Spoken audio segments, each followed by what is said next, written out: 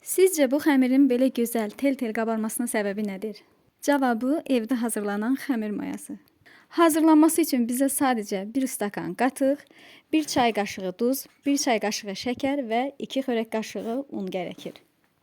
Bunları istənilən bir qaba əlavə edərək yaxşıca qarışdırıb isti bir yerdə saxlamağa çalışın.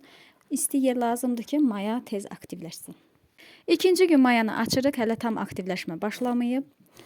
İçərisinə bəsləmək üçün 2 xörək qaşığı un, 2 xörək qaşığı ilıq su əlavə edib qarışdırıb, təkrar qapağını bağlayıb isti bir yerdə mayalanmağa qoyuruq. Bu proses hava temperaturuna asılı olaraq 4 gündən 6-7 günə qədər çəkə bilər. Bu müddət ərzində mayanı hər gün olmaqla açırıq, 2 xörək qaşığı un və 2 xörək qaşığı ilıq su ilə bəsləyirik. Budur, artıq 6-cı gündür maya tamamilə aktivləşməyib demək olar ki, buna görə də biz artıq ön maya dediyimiz qarışımı hazırlayırıq.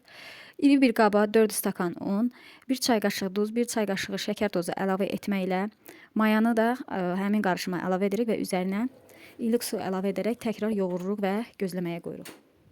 Təkrar isti bir yerdə qoyaraq tamamən aktivləşməsini gözləyirik və artıq budur, demək olar ki, mayamız hazırdır və bununla ilk çörəyimizi hazırlamağa başlayırıq. Mayamızın bir qismini xəmirə əlavə edərək xəmir yoğururuq, digər qismini isə təkrar 2 qaşıq xörək qaşığı unla və 2 xörək qaşığı ilıq su ilə bəsləyərək soyuducuda saxlaya bilərsiniz. Hər dəfə xəmir vurduqdan sonra bu formada mayanızdan əlavə saxlayaraq və bəsləyərək növbəti xəmir üçün maya hazırlamış, yəni saxlamış olursunuz. İstənilən undan siz də evdə bu formada xəmir mayası hazırlaya bilərsiniz. Gördüyünüz kimi xəmirimiz olduqca gözəl qabarmışdı. Mən yerli undan hazırladım. Çox dadlı və yumuşaq bir çörək alındı. İnanın ki, zəhmətinə dəyəcək bir resept oldu.